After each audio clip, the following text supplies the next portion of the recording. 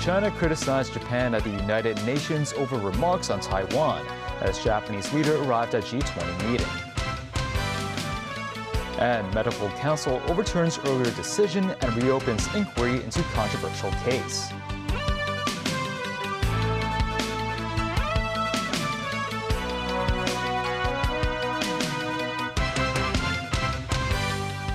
Good evening and welcome to TVB News. Fu Tong, China's permanent representative to the United Nations, has sent a letter to the UN chief, criticizing Japanese Prime Minister Sanae Takaichi for making erroneous remarks regarding Taiwan, deeming them extremely dangerous and having a very negative impact. Amid escalating tensions between China and Japan, whether Takaichi will engage with Premier Li Qiang during the upcoming Group of G20 summit is under speculation. Danny Zhou has more. Sanae Takaichi has arrived in Johannesburg, South Africa, to attend the G20 summit held this weekend and hold talks with world leaders. While Beijing has indicated that Premier Li Qiang has no plans to meet the Japanese Prime Minister on the sidelines of the summit, close attention is being paid to whether Takaichi will have an opportunity to communicate with Li. In response to Takaichi's controversial comments on the Taiwan contingency in the Diet earlier this month, the Chinese representative to the UN sent a letter to Secretary-General Antonio Guterres. Fu Tong clarified the Chinese government's position on Takaichi's erroneous remarks and actions regarding China. The letter will be distributed to all member states as an official document of the UN General Assembly. In his letter, Fu Tong stated that Takaichi made blatant and provocative remarks regarding Taiwan. It's the first time since Japan's defeat in 1945 that a Japanese leader formally advocated the so-called "if Taiwan is in trouble, Japan is in trouble," and linked it to the exercise of the right of collective self-defense. It is also the first time that Japan has expressed ambitions for armed intervention on the Taiwan issue, and the first time Japan has issued a threat of force against China, openly challenging China's core interests. Fu Tong said Taiwan is China's sacred territory and allows no external interference. If Japan dares to intervene militarily in the Taiwan Strait situation, it will constitute an act of aggression. And China will resolutely exercise its right to self-defense under the UN Charter and international law, according to Fu.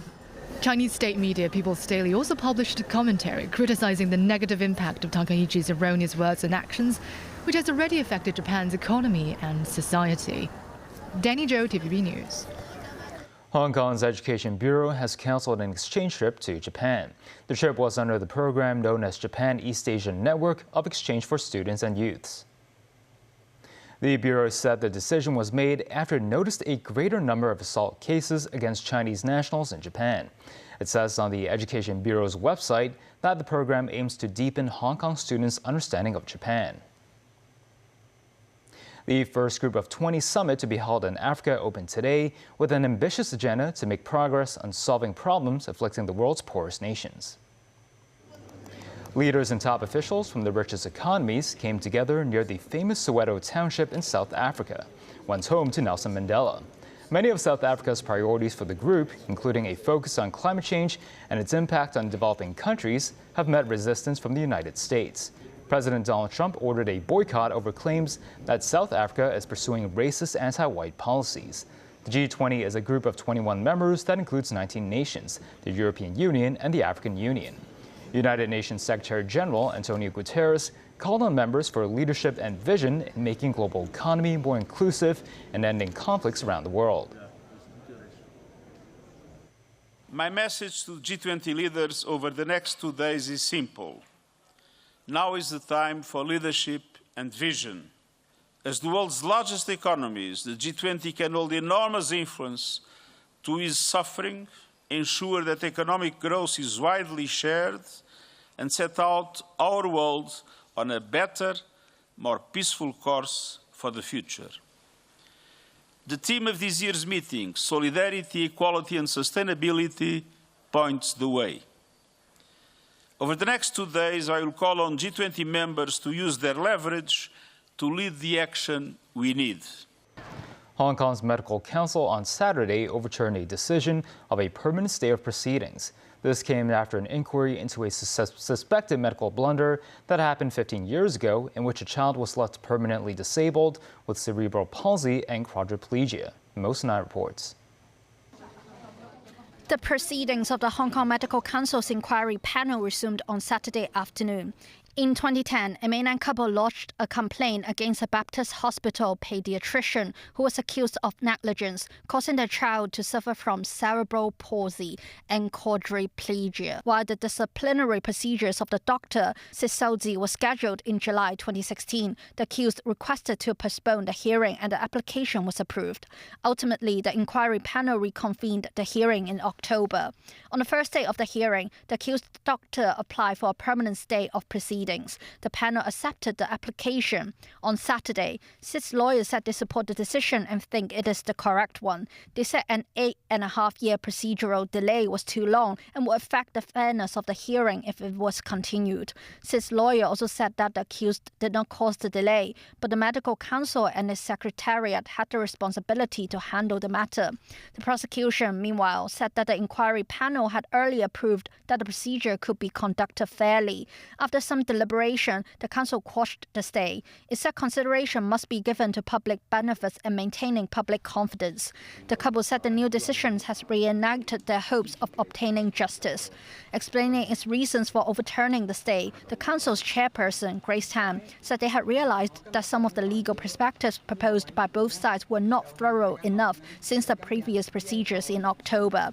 Tan added that they will launch the proceedings for the case as soon as possible. Mosinai, TVB News. The government held its Fight Crime Conference with the theme this year being National Security Education. Chief Executive John Lee noted the current situation for safeguarding national security remains complicated. Speaking at the biannual conference, the CE said the promotion of national security is a suitable theme for the event, as this year marks the 5th anniversary of the announcement of the implementation of the National Security Law. Fight Crime Committee Chairman Eric Chan said there has been significant progress in national security awareness among the community, adding that this year's conference will also tackle issues such as drugs and scams. Russian President Vladimir Putin has cautiously welcomed a U.S. proposal to end Moscow's nearly 4-year war in Ukraine, saying it could form the basis of a final peace settlement. However, Ukrainian President Volodymyr Zelensky said he has a painful choice whether to prefer U.S. support or maintain his country's sovereignty. The plan foresees Ukraine handing over territory to Russia, something Kiev has repeatedly ruled out. Nasri Karim with more. Russian President Vladimir Putin has finally commented on a reported 28-point U.S. plan to end the war with Ukraine. Putin said the plan could form the basis for a final peace settlement, adding that it has not been discussed with the U.S. in any substantive way, possibly because Ukraine is against it. With Russia's latest strike hitting Odessa and other cities, Ukraine must grapple with the prospect of giving up land captured during the war, as well as reducing its military and ending any ambition of joining the NATO military alliance. At the Oval Office in Washington, Trump said Zelensky is losing the war and he needs to do something soon to stop the killing. Yeah, we have a way of getting peace, or we think we have a way of getting peace. He's going to have to approve it. Just so sad, so many people. You know, last month they lost 25,000 soldiers. This is something, we haven't seen anything like this since the Second World War. Well, at some point he's going to have to accept something. You know, he hasn't accepted. You remember right in the Oval Office not so long ago, I said, you don't have the cards.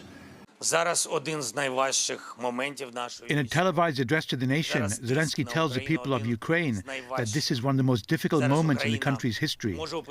Ukraine, he says, faces a difficult choice, either losing its dignity or the risk of losing a key partner in the United States. Life without freedom, without dignity, without justice, he said. Ukraine had earlier told the United Nations that they would never give up land. And some lawmakers hope Zelensky stands firm. Well, this plan is definitely a non-starter, but we're discussing the text which I saw today, and it's totally unacceptable. They're against Ukraine's sovereignty. They undermine Ukraine's sovereignty. So basically, they, if implemented, they create conditions for Ukraine to be destroyed by Putin. Nasri Karim, TVB News. And still ahead, Donald Trump meets incoming New York City Mayor Zohran Mamdani in surprisingly friendly mood. Foreign Minister Wang Yi holds second strategic dialogue with Uzbekistan.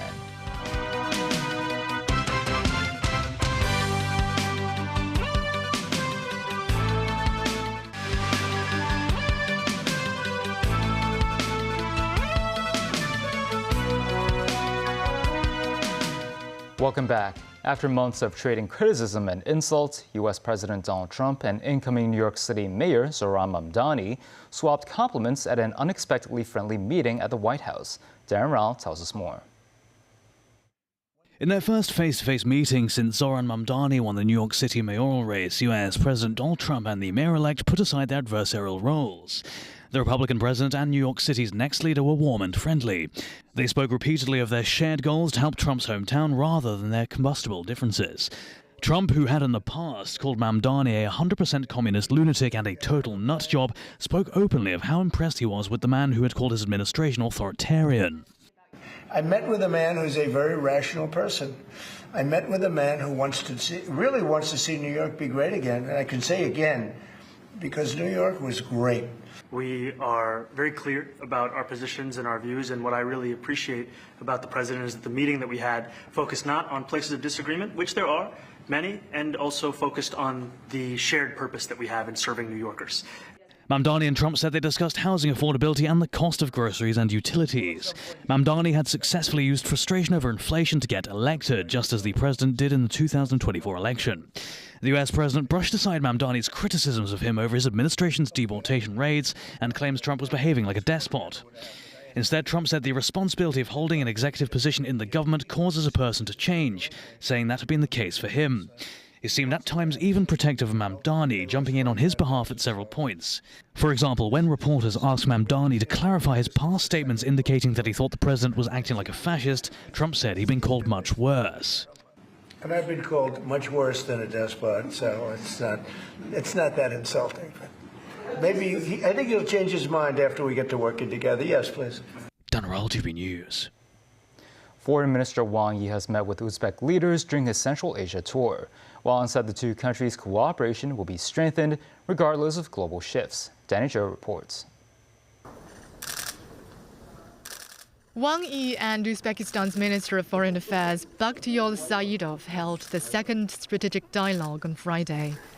Wang noted China has become Uzbekistan's largest trading partner and pledged that no matter how the international and regional situation evolves, China will continue to strengthen solidarity and cooperation with Uzbekistan. Saidov said China is Uzbekistan's most valued strategic partner and noted that the two countries share similar worldviews and both uphold the people-centered philosophy. He praised China for firmly safeguarding the interests of developing countries in international affairs, stating that the world increasingly needs China. Thanking China's support for Uzbekistan's poverty reduction efforts, Saidov said his country is willing to expand bilateral trade and advance the construction of the China-Kyrgyzstan-Uzbekistan Railway. He also expressed his aim to join the International Organization for Mediation, headquartered in Hong Kong, by the end of the year.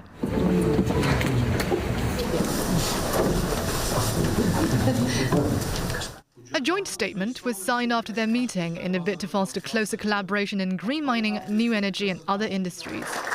The document is expected to see deepened cooperation in the Belt and Road Initiative while aligning with the new Uzbekistan strategy. Wang Yi met with Uzbek President Shavkat Mirziyoyev on the same day. The president affirmed Uzbekistan's adherence to the One China principle and said it resolutely opposes Taiwan independence. Danny Zhou, TVB News. The Fire Services Department said its elderly residents' home safety visit program would become a regular initiative, involving visits to households to distribute items for fire prevention. They teamed up with volunteers from TVB to visit elderly residents to spread fire protection awareness. At Lower Ngaotaukak State this morning, Director of Fire Services Andy Young and Fire Services Department volunteers joined forces with TVB volunteers and visited elderly residents bearing 3 gifts for each household. Known as the 3 treasures of fire protection, each set of gifts consists of a fire blanket, an extinguisher, and a standalone fire detector. Yeung explained how to place the detector, noting that it can remain operational for a decade without replacing batteries. This as the Fire Services Department began the trial for its elderly resident home visit program last year in a bid to spread fire protection awareness. Authorities said the trial has yielded positive results and decided to regularize the program.